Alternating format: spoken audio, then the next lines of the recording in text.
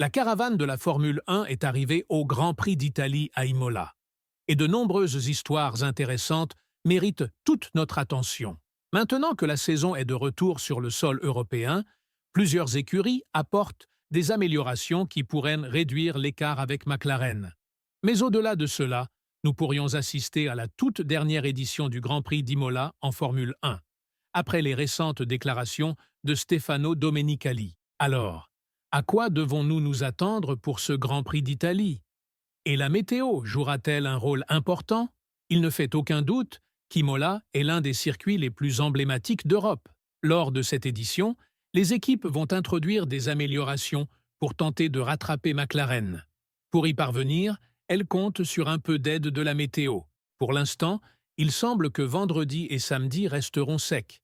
Mais pour dimanche, des averses éparses sont attendues tout au long de la journée. Lorsque la pluie entre en jeu, les réglages des voitures changent et le chaos potentiel augmente, ce qui en fait un facteur clé à surveiller de près.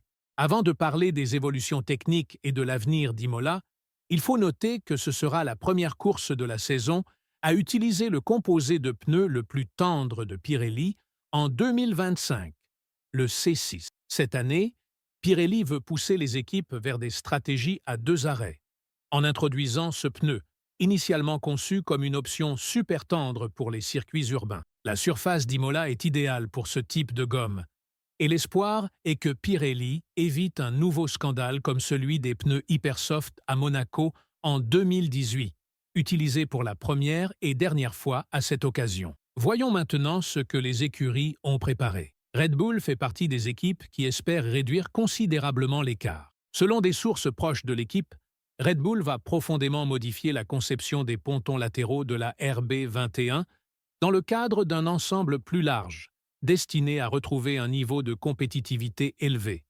En interne, cette mise à jour est considérée comme une étape cruciale pour la saison 2025. Ces mêmes sources affirment qu'Imola servira d'indicateur pour savoir si Verstappen a encore une chance réaliste de se battre pour le titre. La situation actuelle n'est pas idéale pour lui, surtout au vu de la domination récente de McLaren et du fait que Max n'a même pas décroché de podium à Miami. Cela le place en position de sortir du top 3 et potentiellement d'activer sa clause contractuelle pendant la pause estivale.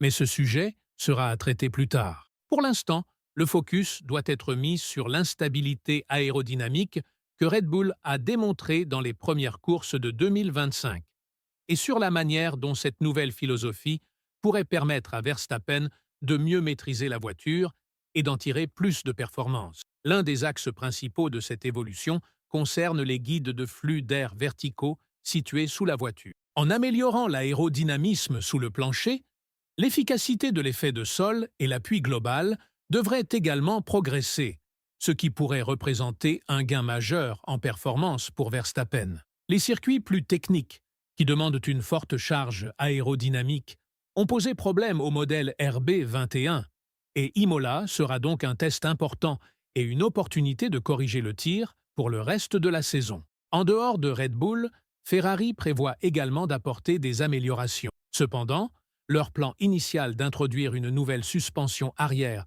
pour corriger l'instabilité à l'arrière du véhicule ne devrait finalement pas se concrétiser. Fred Vasseur est resté sceptique face aux mises à jour, estimant que le vrai problème vient du manque de compréhension de la voiture et que des évolutions de cette ampleur n'y changeront rien. Concernant le Grand Prix d'Imola, Vasseur a déclaré qu'il y aurait des nouveautés, mais que le manque de performance n'était pas lié à cela. Selon lui, il s'agit surtout de trouver le bon compromis avec cette voiture. Il a confirmé un petit pas en avant pour Imola, puis un autre à Barcelone. Mais ce qui compte le plus, c'est de tout faire fonctionner ensemble. Le circuit d'Imola devrait mieux convenir à Ferrari que celui de Miami, où l'équipe a eu des difficultés dans les virages lents et sur les vibreurs. Mais le principal problème à Miami était la gestion des pneus. Les attentes sont donc plus modérées qu'on pourrait le croire, surtout si l'on considère que Mercedes apportera également un ensemble de mises à jour. Ce n'est pas bon signe pour la Scuderia de Maranello, qui espérait se battre avec McLaren pour les premières places, mais qui a découvert qu'elle manque sérieusement de rythme et n'est même pas la deuxième équipe la plus rapide du plateau. Mercedes, en revanche, semble avoir trouvé un joyau avec Antonelli et Russell a terminé dans le top 5 de toutes les séances compétitives jusqu'à présent.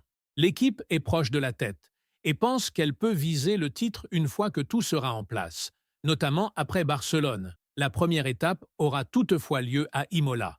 En évoquant cette phase, le directeur d'équipe Toto Wolff a déclaré que l'écurie arrivait à Imola après avoir complété un quart de la saison. Des 6 premières courses, ils ont retenu que des progrès avaient été faits. La W16 est une voiture plus équilibrée que sa devancière. L'objectif est désormais de continuer à progresser pour se battre pour la victoire.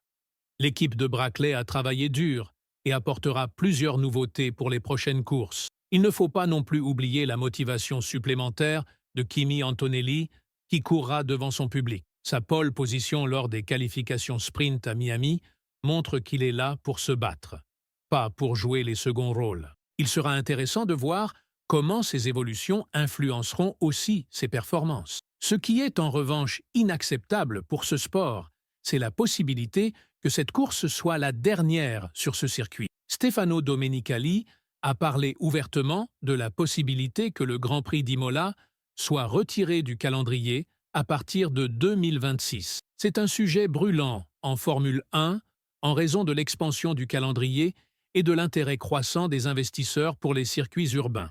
Des discussions sont en cours sur de potentiels Grands Prix au Rwanda et en Thaïlande, et l'ajout du Grand Prix de Madrid en 2026 est déjà confirmé. Il semble donc inévitable qu'Imola soit mise en rotation, soit retiré du calendrier. Domenicali a lui-même déclaré qu'il serait très difficile de conserver 2 courses en Italie. Il a précisé que l'Italie a toujours été et restera une partie essentielle de la Formule 1, mais qu'il sera de plus en plus difficile d'organiser 2 courses dans un même pays, à mesure que l'intérêt mondial pour le sport augmente. C'est une situation qui devra être tranchée dans les mois à venir. Monza ayant déjà prolongé son contrat jusqu'en 2031, il paraît peu probable qu'Imola et Monza coexistent encore longtemps.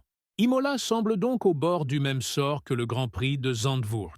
Et si l'on considère que les organisateurs ont réussi à accueillir 2 courses ici en 2020, au plus fort de la pandémie, de nombreux fans seront déçus par cette tendance à remplacer des circuits historiques par des tracés urbains. Cela dit, le week-end réserve encore bien des points d'intérêt.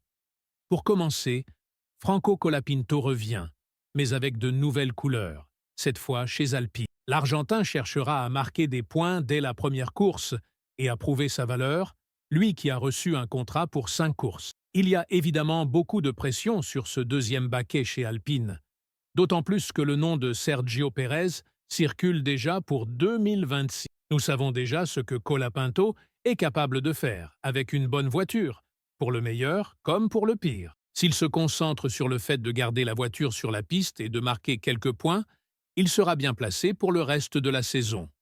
En revanche, s'il commet les mêmes erreurs que fin 2024 avec Williams, une discussion sérieuse l'attend avec son patron Flavio Briatore. Un autre sujet brûlant pendant le week-end à Imola sera la gestion des pneus chez McLaren et l'éventuel usage de matériaux à changement de phase, appelés PCMs. C'est la dernière théorie avancée pour expliquer comment l'équipe de Woking maintient ses pneus aussi chauds. Reste à voir si d'autres équipes adopteront cette approche. Une chose est sûre, la FIA surveillera cela de près. Si elle constate des irrégularités, elle fera tout pour réduire l'avance de McLaren. Il sera également fascinant de voir comment les 2 pilotes de la MCL 39 vont se mesurer l'un à l'autre. Jusqu'à présent, Piastri a dépassé Norris en nombre de victoires avec McLaren, 6 contre 5. La bataille pour le statut de pilote numéro 1 se poursuit donc dans une lutte féroce entre 2 jeunes talents prometteurs. Avec tout cela en tête, quelle histoire vous enthousiasme le plus à l'approche du Grand Prix d'Imola? Et surtout, pensez-vous que ce soit la dernière fois que l'on voit une course sur ce circuit légendaire? Dites-le nous dans les commentaires ci-dessous et cliquez ensuite sur la vidéo qui s'affiche actuellement à l'écran.